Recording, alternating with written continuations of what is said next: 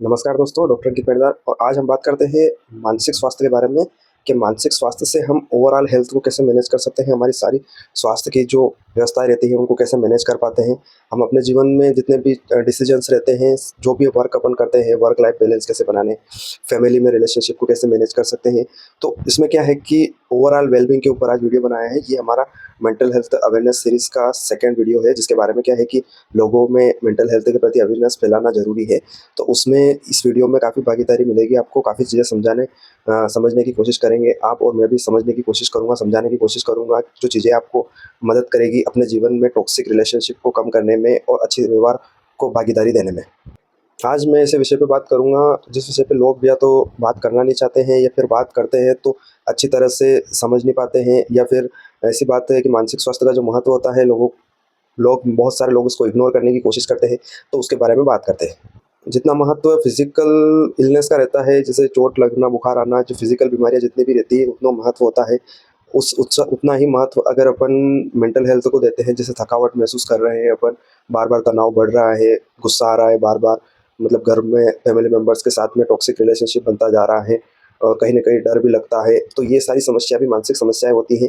बहुत सारे 80% पर्सन इसमें प्रॉब्लम से जूझ रहे हैं। बाकी वो क्या है कि बता नहीं पाते हैं, खुल के किसी को बता नहीं पाते हैं, शेयर नहीं कर पाते हैं। उसकी वजह से क्या है कि घुट घुट के वो अपने अंदर ही अंदर परेशान होते रहते हैं।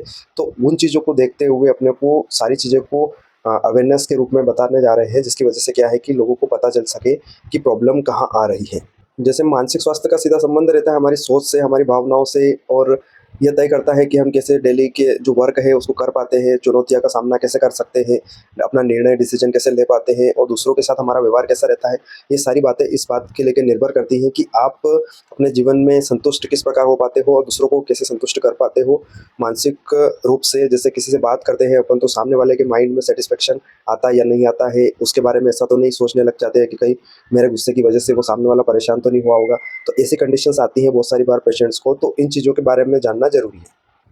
तनाव, चिंता और उदासी ऐसी चीज़ें हैं जो अगर सामान्य से ज़्यादा टाइम तक माइंड के अंदर बनी रहती है, लंबे समय तक बनी रहती हैं, तो वो हमारे जीवन को प्रभावित करने लग जाती हैं। और हमारे जीवन को जब प्रभावित करती हैं तो क्या है कि हम जो भी वर्क कर रहे हैं अपनी लाइफ में, स्ट्रेस बढ़ता जाता है। वो काम को सही तरीके से नहीं कर पाते हैं, लोगों से बातचीत व्यवस्थित तरीके से नहीं कर पाते हैं, कहीं डर लगता है, कभी गुस्सा आता है, कभी चिड़चिड़ापन होने लग जाते हैं। तो ये सारी कंडीशंस इसमें बनती हैं। तो मानसिक स्वास्थ्य को ठीक रखने के लिए अपने को इन तीन चीज़ों के ऊपर ध्यान देना है कि ये अपने ऊपर हावी हो रही है, या फिर इनको अपन कंट्रोल कर पा रहे हैं या नहीं कर पा रहे हैं। एक रिसर्च रिपोर्ट में यह साबित हुआ है कि अगर माइंड आपका स्टेबल है, मानसिक स्वास्थ्य आपका ठीक है, तो आपका शारीरिक स्वास्थ्य भी ठीक होता है। तो इसमें क्या है कि मानसिक स्वास्थ्य को ज़रूरी है कि अपन ज़्यादा इंपॉर्टेंस दें, और अपने इम्यून सिस्टम भी इसमें स्ट्रॉन्ग हो जाता है अगर मेंटली अपन स्ट्रॉन्ग है। अपन चीज़ों से आसानी से इन्फ्लुएंस हो जाते हैं। अपन जो भी चीज़ें करते हैं अधिक गुणवत्ता के साथ करते हैं, तो वो सारी चीज़ें इसमें काम काम तरीके से करती है। सबसे पहले खुद से आपको बात करना है, ईमानदारी से खुद से बात करना है कि जो भी कंडीशंस आपके साथ चल रही है, जो आप महसूस कर रहे हो, उसे स्वीकार करो। कि जैसे आपको डिप्रेशन हो रहा है, तो आप उदास हो तो आप उसे स्वीकार करो। आपको एंजाइटी होती है तो आप उसे स्वीकार करो, या फिर आपको बार बार गुस्सा आता है, इरिटेशन होता है, तो उन चीज़ों को स्वीकार करने की कोशिश करो। उसके बाद में किसी फैमिली मेम्बर से हेल्प लो, या फिर प्रोफेशनल हेल्प लेने की कोशिश करो, तो प्रॉब्लम का जल्दी सॉल्यूशन होगा।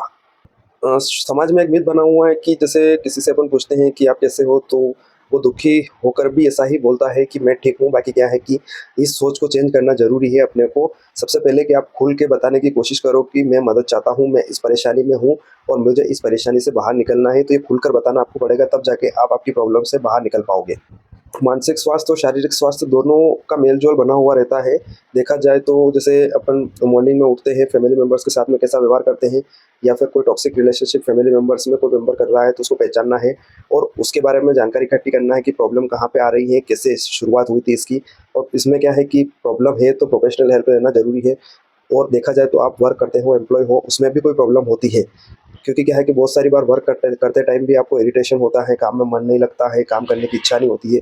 तो ये सारे सिम्पटम्स भी इसमें आते हैं। तो आपको क्या है कि चीज़ों को पहचानना पड़ेगा, अपने मानसिक स्वास्थ्य को पहचानना पड़ेगा, और प्रोफेशनल हेल्प लेना चाहो तो ले सकते हो, इसमें कोई प्रॉब्लम नहीं है। इससे क्या है कि आपका जीवन बेहतर हो पाएगा। Thank you.